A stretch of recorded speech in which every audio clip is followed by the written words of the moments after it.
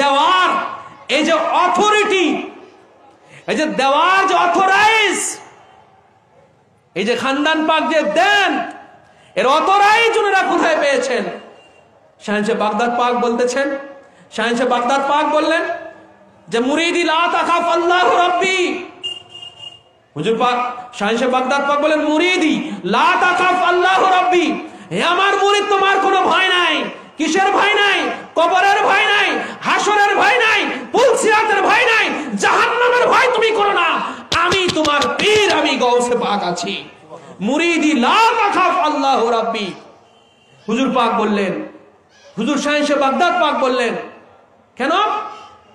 যে ইন্নী আখাস্তু 70 মাউসিকাম মিনাল্লাহি তাআলা, ইন্নী লা আখাস্তু 70 মাউসিকাম মিনাল্লাহি তাআলা আল্লাহ ইয়ামুতু মুরিদি ইল্লা বিত্তাওবাতি ওয়াল ঈমান। আমি আমার প্রভুর হতে, আমি আমার প্রভু হতে আমি 70 বার আমি এগ্রিমেন্ট নিয়েছি, 70 বার আল্লাহ পাকের সাথে আমার চুক্তি হয়েছে, আল্লাহ পাকের সাথে আমার ফয়সালা হয়েছে, আমার কোন মুরিদ তওবা এবং ঈমান ছাড়া মৃত্যুবরণ করবে না। বাস, তো তওবা আর ঈমান সহজ আর মৃত্যু হয়, তার মৃত্যুটা জান্নাতের ফয়সালা হয়ে যায়, জান্নাতের ফয়সালা হয়ে যায়, ঠিক কিনা বলেন? জান্নাতের। তো ভাই এই যে ইনারা যে দেওয়ার ক্ষমতা রাখেন, এই অথরাইজ কোথায় পেয়েছেন? এই ক্ষমতা এটা কোথায় পেয়েছেন? ওই যে রাসূলুল্লাহ হতে। কোথা হতে বলেন? রাসূলুল্লাহ হতে অথরাইজ ওনাদের এই দেওয়ার অথরাইজ, এই দেওয়ার ক্ষমতা, এই অনুমোদন দেওয়ার ক্ষমতা, এটা ওই যে ভাই রাসূলুল্লাহ হতে নাদের খানদানে মুস্তাফার মধ্যে। তো পীর মুর্শিদ পাক বলেন কি যে সেখানে তো যাবি, সেখানে গিয়ে সবকিছু কি দেখবি। হ্যাঁ, তখন গোলাম কাবির খাদেমুনি বললেন যে হুজুর তবুও আমি এই দুনিয়া থেকে আমি দেখতে চাই, এই দুনিয়া থেকে আমি, উনি খুব জেদি ছিলেন আর কি, উনি খুব জেদি ছিলেন। হ্যাঁ, উনি বললেন যে না আমি এই দুনিয়া থেকে দেখতে চাই। তখন হুজুর বললেন যে দেখ, এটা অনেক ব্যথা বেদনা আছে, এখানে অনেক দুঃখ কষ্ট আছে, এগুলো সহ্য করতে হবে। বলে দুনিয়া থেকে যদি জান্নাত দেখতে চাস তাহলে কিন্তু অনেক কষ্ট পেতে হবে। হ্যাঁ, কিন্তু উনি তো খুব জেদি, উনি বললেন যে হুজুর যত দুঃখ কষ্টই হোক এরপরে আমি এটা দেখতেই চাই। যখন যদি উনি এইভাবে যখন আবদার করেই থাকলেন, তখন উনি একদিন হঠাৎ, একদিন এই কিছুদিন যাওয়ার পরে একদিন হঠাৎ উনি ব্যাধিগ্রস্ত হয়ে গেলেন, কঠিনভাবে উনি অসুস্থ হয়ে গেলেন। তারপরে হুজুর পাক বলেন ওনাকে মেডিকেলে পাঠানোর জন্য, কলকাতার মেডিকেলে ওনাকে পাঠানো হলো। হ্যাঁ, এরপরে মেডিকেলে যখন ওনাকে ভর্তি করা হলো, এবার উনি বলতেছেন যে একদিন দেখি কি উনি মেডিকেলের বিছানায় উনি শুয়ে আছেন, মেডিকেলের বিছানাতে উনি শুয়ে আছেন। শুয়ে থাকার পরে উনি বললেন যে একদিন আমি দেখি কি মওলা আমার বুকে হাত মোবারক রেখে দাঁড়িয়ে আছেন, সঙ্গে পর্দা হুজুর পাকও দাঁড়িয়ে আছেন। সুবহানাল্লাহ। পর্দা হুজুর পাক মানে বড় হুজুর পাকের আব্বাজান পীর মুর্শিদ পাকের যিনি গদিনশীল ছিলেন, উনিও পাশে দাঁড়িয়ে আছেন। অর্থাৎ পীর মুর্শিদ পাক ওনার শাহজাদাবাদ পর্দা হুজুর পাককে নিয়ে উনি ওখানে হাজির হয়ে গেছেন, আর ওনার বুকের উপরে হাত রেখেছেন। সুবহানাল্লাহ, বুকের উপর হাত রেখেছেন। ওই যে দেখতে চেয়েছেন, মানে দেখানোর প্রক্রিয়া চলতেছে, দেখানোর প্রক্রিয়া চলতেছে। দুঃখ কষ্ট, এই যে বেদিগ্রস্ত হলে এটা দুঃখ কষ্ট না বলেন? বেদিগ্রস্ত হয়ে যাওয়া এটা একটা কষ্টের ব্যাপার না? মেডিকেলে ভর্তি এটা একটা কষ্টের ব্যাপার না বলেন? মেডিকেলের কি, মেডিকেলে বিছানায় শুয়ে তাদেরকে আরাম আসবে বলেন? এটা কষ্ট না? এই যে কষ্টগুলো পেতে হচ্ছে, হুজুর পাক ওখানে হাজির হয়ে বুকের উপরে হাত রেখেছেন। হ্যাঁ, এরপরে বুকের উপরে যখন হাত রাখলেন, এরপরে ওনার মৃত্যু ঘটে গেল। কেন? জান্নাত দেখতে চাইলে তো মৃত্যু শর্ত। জান্নাত দেখতে চাইলে কি বলেন? এই যে কোন এক নবীর বর্ণনা আছে না, কোন এক নবীর কিন্তু বর্ণনা, একটা নবী নামটা আমি ভুলে গেলাম, উনি আল্লাহ পাকের কাছে জান্নাত দেখতে চেয়েছিলেন। তখন আল্লাহ পাক বলেন যে জান্নাত দেখতে হলে তো মানে মৃত্যু হইতে হবে। তাহলে উনি রাজি হলেন, জি ঠিক আছে আল্লাহ আমি মৃত্যু রাজি। তো উনি মারা গেলেন, ওনাকে জান্নাতে নিয়ে যাওয়া হলো। জান্নাতের আরাম আয়েশ দেখে উনি আর দুনিয়াতে ফেরেন নাই। এক নবী জান্নাতে আছেন এখনো, আমি নামটা ভুলে গেছি, তো যাই হোক। তো ওনার মৃত্যু ঘটে গেল। এই যে হুজুর পাক বুকের উপরে হাত রাখলেন, ওনার মৃত্যু ঘটে গেল। তখন উনি খুব উপলব্ধি করতেছেন, আত্মিকভাবে উপলব্ধি করতেছেন, আত্মিকভাবে উনি উপলব্ধি করতেছেন কি, যে উনি উপলব্ধি করতে পারলেন যে ওনার লাশটিকে মুর্দা ঘরে নিয়ে যাওয়া হলো, হাসপাতালে আপনার মর্গে মর্গে না মর্গে নেওয়া হয়, মারা যাওয়ার পরে ওনাকে মর্গে নিয়ে রাখা হলো। তো মর্গে নিয়ে রাখলে ওখানে কি করে, লাল শালু কাপড় দিয়ে ঢেকে রাখা হয়, তাই না? লাল শালু মর্গে নিয়ে লাল শালু কাপড় দিয়ে ওনার ডেড বডিটাকে আপনার করা হলো, ওই রেখে দেওয়া হলো। আচ্ছা বলেন তো, মারা না গেলে ডাক্তাররা আপনার করছে না, টেস্ট করছে না যে রোগীটা আসলে মারা গেছে? ডাক্তাররা করছে না? বলেন, ডাক্তাররাই তো করছে, তাই না? যে হ্যাঁ ডিক্লিয়ার দিছে, ডাক্তাররাই তো ডিক্লিয়ার দিছে যে ইনি আর কি নাই, মাথা নাই, ইনি ডেড হয়ে গেছেন, ইনি মারা পড়ে গেছেন। ডাক্তাররা ডিক্লিয়ার দিচ্ছেন, এরপরে না তাকে মর্গে নেওয়া হয়েছে, ঠিক কিনা বলেন? এরপরে না তাকে মর্গে নেওয়া হয়েছে এবং তাকে লাল শালু কাপড় দিয়ে তাকে ঢেকে দেওয়া হয়েছে। কিন্তু এগুলো সব উনি আত্মিক ভাবে, মানে ওনার আত্মাটা জাগ্রত আছে, দেহ মরে গেছে কিন্তু ওনার রুহ কবজ হয়ে গেছে, কিন্তু উনি আত্মিক ভাবে এগুলো উনি উপলব্ধি করতেছেন। বুঝবেন, আত্মিক ভাবে গোলাম কবির খাদেম উনি এগুলো উপলব্ধি করতেছেন, ওনার জীবনের ঘটনা উনি এগুলো বর্ণনা করতেছেন যে এই অবস্থায় আমি, এই যে উনি যখন মারা গেলেন, ওনার ডেড বডি তো মর্গে, মেডিকেলের মর্গে, আর রুহানি ভাবে উনি জান্নাতে চলে গেছেন। রুহানি ভাবে কোথায় বলেন? জান্নাতে চলে গেছেন। যেতে পারেন কিনা বলেন? যেতে পারে কিনা?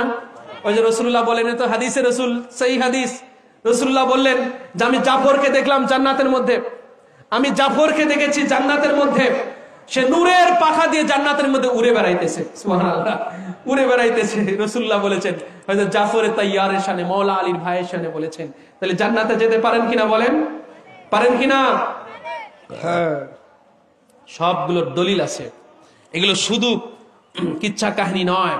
তুমি বলেন এ অবস্থা আমি জান্নাতে বিচরণ করতে থাকলাম, এই অপূর্ব মনোমুগ্ধকর দৃশ্যাবলী দেখিতে থাকিলাম। বলে কলকাতায় তখন ভীষণ সাম্প্রদায়িক দাঙ্গা হাঙ্গামা চলিতেছিল। এই অবস্থায় এরকম 2.5 দিন পরে গোলাম কাবির বলতেছেন, 2.5 দিন উনি জান্নাতের মধ্যে বিচরণ করলেন, দুনিয়ার 2.5 দিন। 2.5 দিন পরে উনার দেহে আবার রুহু ফিরে আসলো, আবার রুহু ফিরে আসলো। 2.5 দিন পরে রুহু ফিরে আসলো। একজন, এই অবস্থায় একজন ইন্ডিয়ান একজন নার্স কোন একটা দরকার ওই মর্গে গিয়েছে। মর্গে গিয়ে উনি তখন লক্ষ্য করলেন, উনি মর্গে গিয়েই উনি উনার ওই বডির দিকে এক নজর তাকিয়ে উনি ভীষণ ভাবে চিৎকার দিয়ে, ভূত ভূত বলে, হ্যাঁ, উনি ভীষণ ভাবে উনি চিৎকার দিয়ে উঠলেন।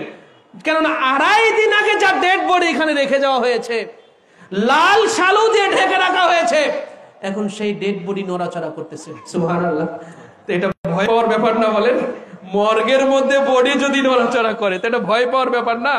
নার্স, তারপরে মহিলা মানুষ, এমনি ভয় পায় বেশি, সে তো ভয় পেয়ে চিৎকার দিয়ে উঠেছে। তখন তার চিৎকার চেঁচামিতে ডাক্তার, নার্স, দারোয়ান সব ছুটে মর্গে চলে আসছে। মর্গে এসে দেখে যে এই আমরা যাকে 2.5 দিন আগে যে ডেড বডিটা আমরা রেখে গিয়েছি, সেই ডেড বডি আবার জীবন্ত হয়ে গেছে। তখন তাড়াতাড়ি করে তারা আবার বেডে নিয়ে গেছে, এই বডিটাকে বেডে নিয়ে গেছে।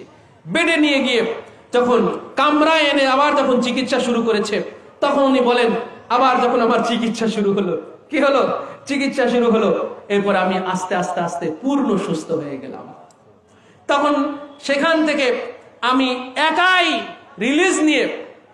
রিলিজ নিয়ে আমি ওই দাঙ্গামা চলতেছিল, সেই দাঙ্গামার মধ্যে, হ্যাঁ, আমি যখন পড়ে গেছি, সেই দাঙ্গামার মধ্যে একদল দাঙ্গামারা আমাকে স্কট করে আমার হুজুরের খানকা পাক আমাকে পৌঁছে দিয়ে গেছে। যখন হুজুর পাকের সামনে, পীর মুর্শিদ পাকের সামনে উনি যখন হাজির হলেন এসে, তখন হুজুর পাক ওনাকে দেখে মুস্কি হেসে দিলেন। পীর মুর্শিদ পাক ওনাকে দেখে মুস্কি হেসে দিয়ে ওনাকে বললেন যে, উনি, হ্যাঁ, হুজুর পাক বললেন যে, তো তাহলে কি তোর জান্নাত দেখা হলো? জান্নাত তাহলে দেখলি? পীর মুর্শিদ পাক বলে, জান্নাত তাহলে দেখলি, জান্নাত তাহলে দেখা হলো। হ্যাঁ, এই যে এইভাবে হুজুর পাক ফরমালেন যে, ক্যারে বেহেশত कैसा देखा तुझको बोला था ना बहुत मुश्किल और तकलीफ का बात है। হুজুর পাক প্রায় হিন্দিতে কথা বলতেন, পীর মুর্শিদ পাক প্রায় হিন্দিতে কথা বলতেন।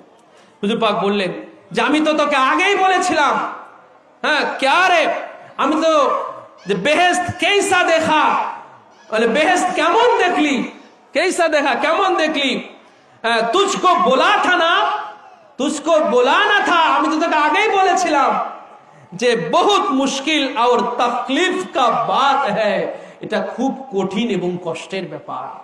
মুশকিল মানে কঠিন আর তকলিফ মানে কষ্ট। কত কষ্ট হলো না বলেন? এই যে হাসপাতালের বেডে যেতে হলো, রূহ কবজ হয়ে গেল, আবার মর্গে থাকতে হলো, অনেক কষ্ট করতে হলো না? কিন্তু এর মাঝে আবার কি জান্নাতটা তো ঘোরা হলো নাকি? জান্নাতটা দেখা হলো, জান্নাত বেরিয়ে আসলো না 2.5 দিন। তো দেখেন এটা কিন্তু আসলে হুজুর পাকের একটা কারামত পাক। এটা কিন্তু শুধু কারামত পাক না, এটা একটা ওয়াকিয়া না, জেনে রাখবেন। এটা শুধুমাত্র একটা ওয়াকিয়া না, এটা শুধুমাত্র একটা বর্ণনা নয়, এটা শুধুমাত্র একটা ঘটনা নয়। এখানে অনেক কিছু শিখার এবং বুঝবার আছে, জানার আছে, ঠিক কিনা বলেন? যে একটা ঘটনা থেকে ওনারা এটাই বুঝিয়ে দিতেছেন যে দুনিয়াতে উনাদের যারা হবে, পরকালে ওই জান্নাতই হবে তাদের চির আবাসস্থল। এটাই এই ঘটনা থেকে আমাদেরকে বুঝিয়ে দেওয়া হইতেছে যে এহকালে যারা ভক্তকে জান্নাতে পৌঁছিয়ে ঘুরিয়ে আনতে পারেন, পরকালে ওটা ওনাদের জন্য একদম নির্ধারিত করে রাখা হয়েছে যে ইনাদের যারা দুনিয়াতে যারা ইনাদের হয়ে যাবে, এরা পরকাল ইনাদের সাথে সেই নির্ধারিত জায়গা আল্লাহ পাকের সেই জান্নাতটা ইনাদের জন্য বরাদ্দ রয়েছে, এর বাইরে কিছু নয়, জেনে রাখবেন। এই জন্য রাসূলুল্লাহ সাল্লাল্লাহু আলাইহি ওয়াসাল্লাম পাক তিনি একাধিক হাদিস শরীফের মধ্যে ইরশাদ করেছেন রাসূলুল্লাহ যে আমরা হাসরে আমাদের কি অবস্থান হবে, আমরা পাক পাঞ্জাতন আমি